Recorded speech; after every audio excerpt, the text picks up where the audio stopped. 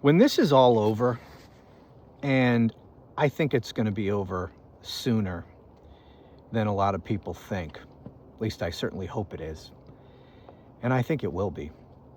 But regardless, whenever it ends and however it ends, when we look back at this point in our history and everything we've been through, even many years from now, as we look back, there are things that I will never get over, that I will never be able to forgive.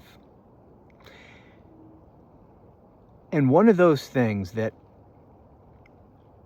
I don't think I will ever get over, is January 6th. And not just that day, but everything that led up to that day, the intent of that day, the criminal conspiracy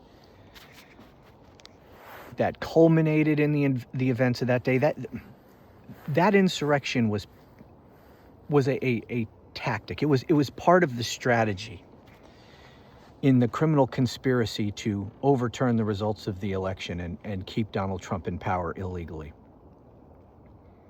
And I will never get over that. And I will never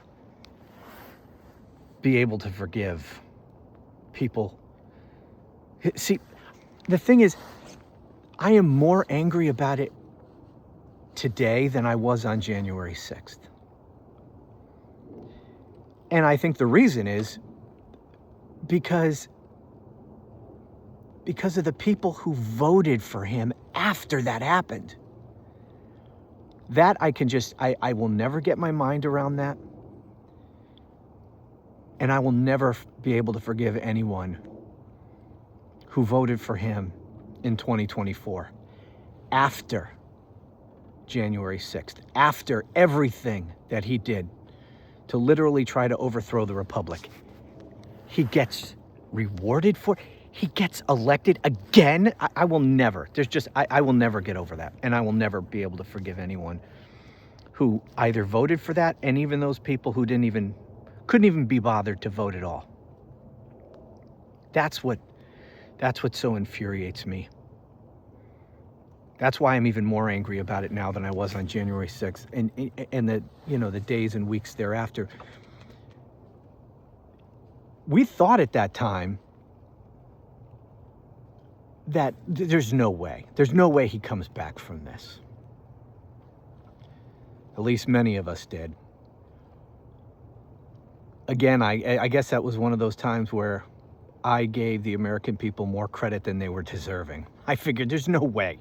The guy literally incited a violent insurrection on live fucking television. And everything that came out afterwards about the criminal conspiracy behind it. But you know what? Most Americans have no idea.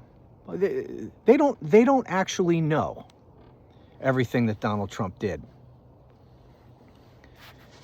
in his attempt to overthrow the republic and stay in power illegally. And many of them just have memory hold the whole damn thing. Or thought, well, you know what? All he did was give a speech. He didn't mean it to turn into a violent riot, because they have no idea. They have no idea what actually happened. Anyway, and and all the other things that should have happened that didn't. I mean, the man should be in prison right now. He should have been convicted in that second impeachment trial, which would have prevented him from being able to run again. He would have gone on trial. If the American people didn't elect him, he would have already had his trial. He likely would already have been convicted in at least one of the cases. And he'd be awaiting sentencing, if not already have been sentenced by now. If it wasn't for Merrick Garland, if it wasn't for the American people reelecting him, if it wasn't for Mitch freaking McConnell, who figured, you know what? Trump is done. He's never coming back. He'll never get reelected. He's just going to go away. No one will ever support this guy again. There's no need to convict him in the Senate. Why should we suffer the wrath of his angry cult by convicting him in this impeachment trial we'll just come up with a bullshit rationale for voting to acquit. We'll say, hey, he's already out of office, because remember, the Senate impeachment trial concluded in February of 2021, after Trump was already out of office, and they figured, well, we could say, you know what, we would vote to convict him, but it would be, it would not be constitutional because he's already gone. He's not in office anymore. So it would be unconstitutional to convict him. That's bullshit. This is bullshit. He was impeached while he was in office. You are simply having a trial on that impeachment. And removing him from office is not the only purpose of convicting him in the Senate. It's to impose the penalty of denying him the ability to ever serve again, to ever run for president again. That's the whole purpose. Anyway, and I think about, too, how stupid so many fucking people are to have believed some of the things that they did. These friggin' MAGAs. Like, for example, I still can't believe that some people actually believed that the vice president of the United States, who was a candidate in that election, that they believed he has the constitutional authority to throw out the results of the election that he was a candidate in. That we go through all of this, we go through all the voting, the electoral college, all of that stuff that we go through. But then they believe that the Constitution gives one guy, the vice president, the power to just say, you know what, I'm throwing out all those electoral votes. And they believed it. Because that was after everything else that Trump tried failed, that was the final last-ditch effort, was to try to get Mike Pence to throw out electoral votes. Just throw them out, send them back to the states, as if that were a thing. And then send it to the House of Representatives to choose the president. And because in that situation, each congressional delegation gets one vote. So, Rhode Island gets one vote, California gets one vote. And because more state delegations had, majority Republican representation, then Trump would have been reelected president. That was their whole legal theory after everything else failed. But what was necessary for that to work was you have to throw out electoral votes. And so, Mike Pence throw out electoral votes. The Constitution gives the vice president, and I still hear it to this day. People say to me, J.D. Vance could just throw out electoral votes if the Democrat wins in 2028. No. The vice president's role in the certification process is purely ceremonial. All the Constitution says is that the vice president, and in that role they refer to him as the president of the Senate, because that's the role in which he is serving at that point. It's his role as president of the Senate, which is completely ceremonial, except for when there is a tie. Then he gets to cast the tie-breaking vote. Other than that, the president of the Senate, has no power whatsoever. And in the certification process, his only role is ceremonial. It says, the Constitution says that the vice president shall open the certificates from the states containing the electoral votes from the states, and the votes shall then be counted. It doesn't even say that the vice president gets to count the votes. All it says is the vice president opens the friggin' envelopes. That's it. And from that, he has the power to throw out electoral votes. It's absurd. It's absolutely absurd that anyone would freaking believe that. Yet that's what millions of people believed. And where was the media, correcting all of that? I'm sure it was mentioned now and then, but not really. They just report what people say. That's it.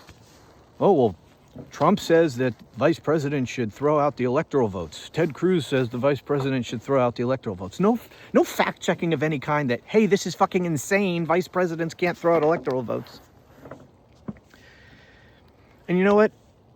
The part of it, too, is the Electoral Count Act, which is all members of Congress objecting to certain states' electoral votes, that whole thing should have been repealed. The Electoral Count Act should have been repealed during the Biden administration. I know they amended it to make it more difficult. It increased the number of members of Congress necessary to challenge electoral votes, but they should have just repealed it altogether because, in my opinion, the Electoral Count Act is flagrantly unconstitutional.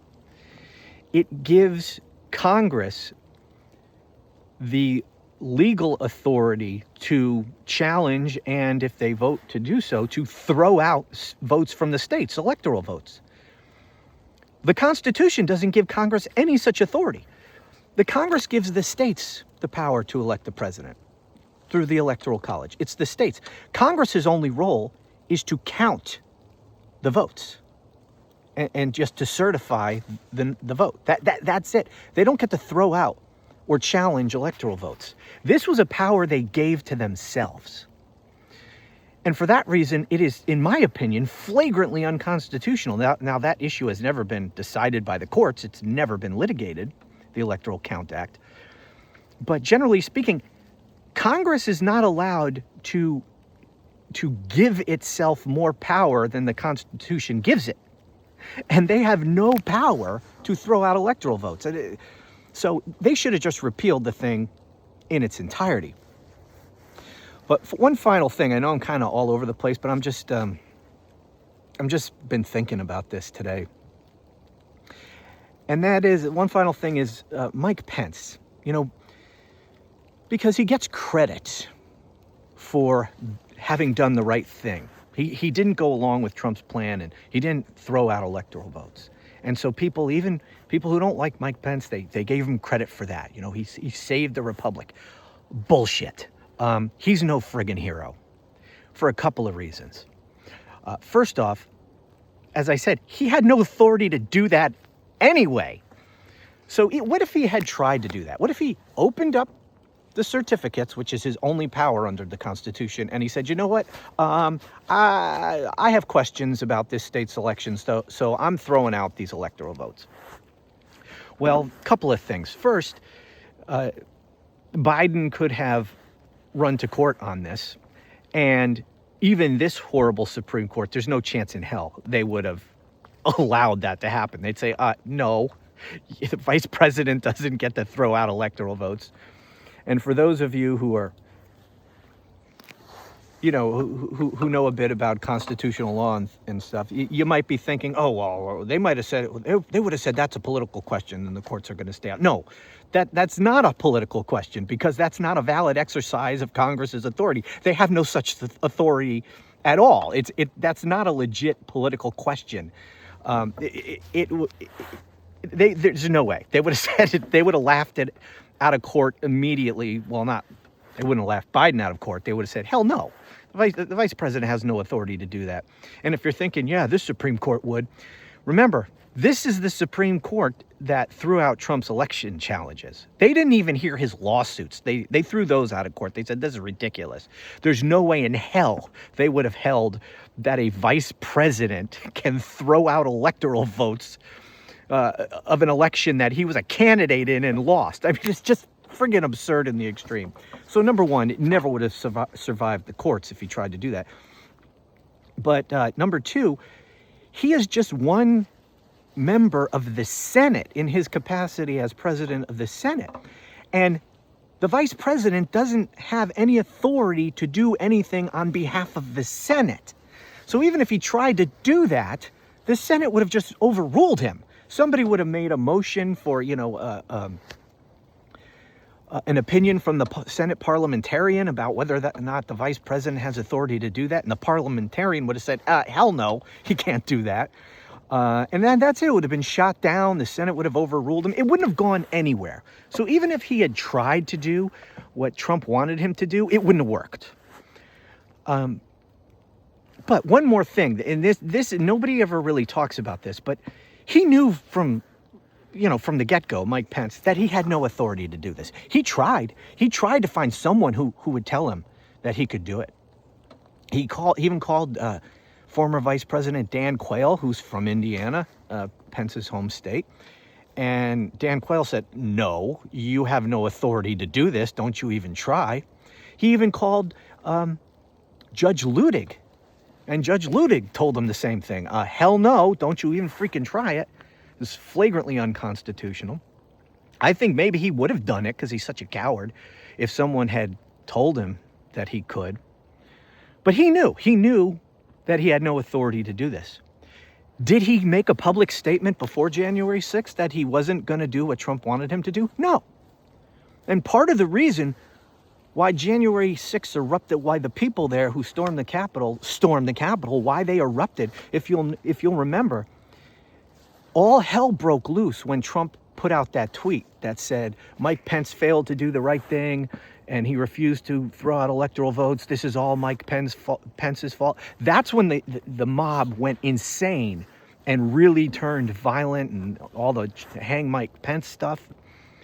It was because they were still at that moment in time hoping that Trump was going to win. They were expecting Trump was going to win. They were expecting Mike Pence to throw out electoral votes, and then then Congress would choose Donald Trump, and he would win. When Pence on January 6th did not throw out electoral votes, and Trump sent out that tweet to the mob, that's when everything turned violent.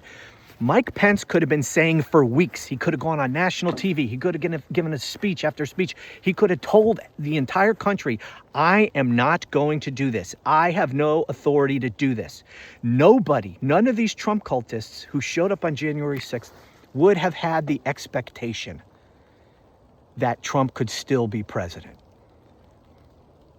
There is, in my opinion, a very good chance that many of those people wouldn't even have shown up. The whole purpose of them showing up was to pressure Mike Pence and Congress to stop the steal, remember? Many of them may not even have shown up if Mike Pence had made clear for the weeks leading up to January 6th that he has no authority to do it and there's no chance I am not doing this. Many of them wouldn't have shown up and they wouldn't have gotten their hopes up and maybe they wouldn't have turned violent the way they did. I don't know. But the point is, he didn't do that. He didn't even do that. To me, that's the bare minimum he should have done. He owed it to the American people to say, hey, what the president's asking me to do, I have no authority to do, and I'm not going to do it. He could have had a huge press conference. He could have had, constitutional law scholars. He could have had Michael Ludig with him. He could have had Dan Quayle with him. He could have had any number of people up there saying, yes, a vice president has no authority to do this. And they could have made the point, how absurd would it be to even think that a vice president had the authority to do it? But he did nothing. He just hid. He was just hiding, wringing his hands. Oh, what should I do? Trump keeps pressuring me. What do I do? What do I do? How about you be a fucking man and act like a vice president and tell the American people that I'm not doing this. This is illegal. I have no authority to do it, and it's not going to happen. So don't come here on January 6th thinking that I'm going to help Trump steal the election. Not going to happen. Anyway, he's no friggin' hero, and my hands are freezing. So, anyway, thank you for watching, or, listening to me vent. I'm just never going to get over this. It's never going to happen. Anyway, thanks. Talk to you again soon.